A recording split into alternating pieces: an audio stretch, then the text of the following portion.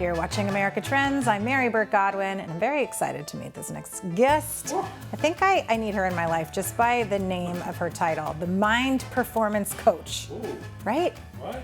Lindsey Paoli, welcome to America Trends. We're going to pick your brain, your mind. We need to know everything about you. Please, I'm so excited. Thank you so much for having me. Oh my gosh, absolutely. So so mind performance, I have so many things I want to get into with you. But so first of all, I see on your list that you contributed to the Living Legacy book. I did, yes.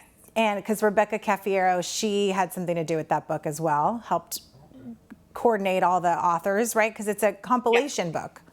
Exactly. There's 17 of us female-owned entrepreneurs or businesses who all contributed to talk about the ways that we are living a life that creates a legacy before we die, rather than just waiting for our own narratives to be created. I love it. I mean, I was telling Rebecca before when she was on the show that that's something I think about all the time. And I have ancestors, and my uncle wrote a book about them, and that's called They Left Their Mark. And because one of my great-great-grandfathers invented something that's in the Smithsonian, the solar compass. Whoa. And so, Wow. there's stuff in me that I think, what's going to be my legacy? And sometimes it makes me a little cuckoo. So then I'm just going to raise 2 humans and make sure they eat every day, and that's going to be my legacy. But, that's an important legacy. That's an important one. And they would question if I'm even doing that okay. But I think that, it is something that I think about that's important because, we're not always going to be here forever. So I feel like, and now with podcasts and books and ebooks and all these different ways that the internet, you can leave a legacy in so many different ways. And so I have that book at home. I haven't read it yet, but I'm going to look for your story in there. So, please do. So talk to me about what you do. And so you're an MSMFT. So talk to me about that, and then how you became a mind performance coach and what that means. Sure. So to get into that, we first have to start with me beginning my career in my 20s in Las Vegas on the Las Vegas Strip in hospitality management. I was really struggling personally with anxiety and depression and a lot of mental health issues that I didn't identify with at the time. I didn't have the education to understand that that's what was behind the scenes. And so when I did finally go to therapy and recognize how many small little things contributed to me feeling not my best, despite being a really high achiever with a great career, everything going my way in my early and late 20s, and then still not feeling great about it, I recognized how important psychology is.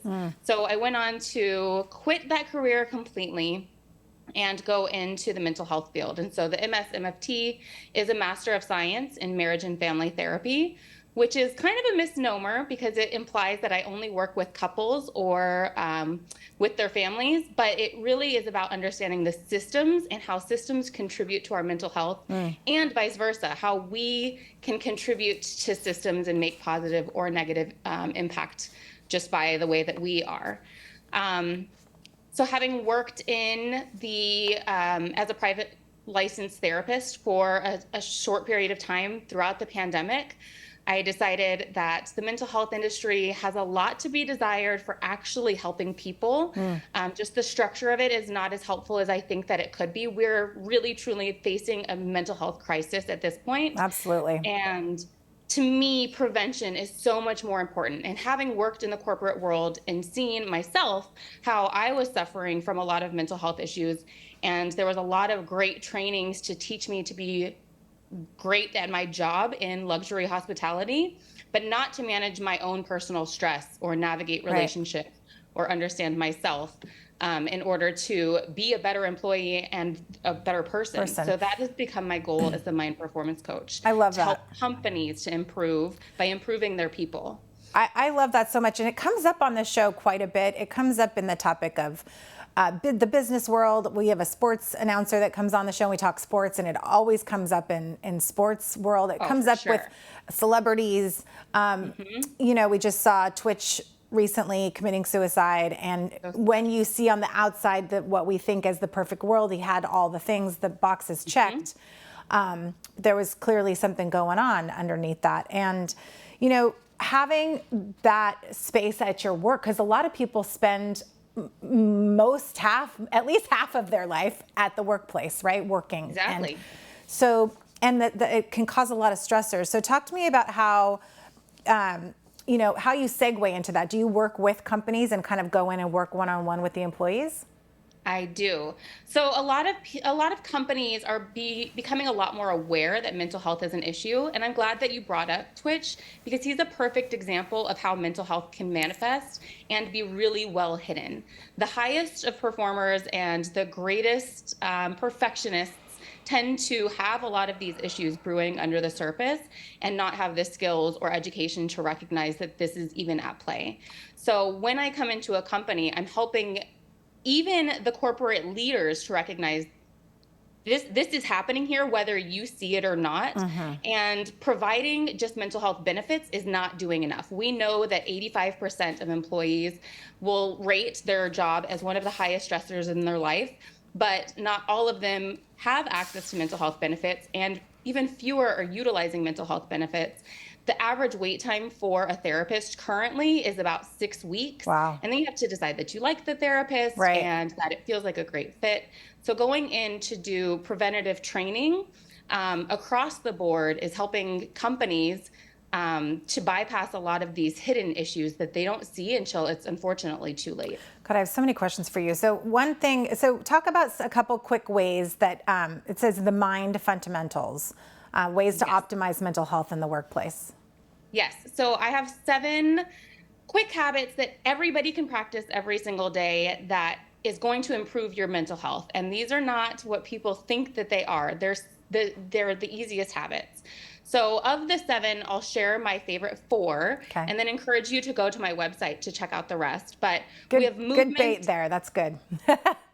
Yeah, exactly. Come check me out.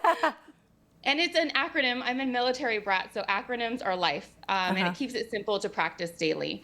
But we've got movement, intention, and nourishment, and deep connections for your first 4. If you're practicing those 4 things daily, your brain is already performing at the way that it was designed to be performing. And a lot of those things we know. We get so frustrated because we know that these are the things we should be doing, but having this simple practice of, if I'm doing it, everything else is feeling better, makes it a lot more accessible to people, I think. Well, what's interesting is that if you think about busy people, I know today at the studio we've got a lot of stuff going on, and so there's not a lot of time to eat because we're kind of back to back to back to back. And we all think, oh, we'll eat later. But the nourishment, it's hard to sustain the day, stay in a good mood, stay positive, stay not hard on ourselves if we're hungry, right? I mean, nourishment is such a big thing.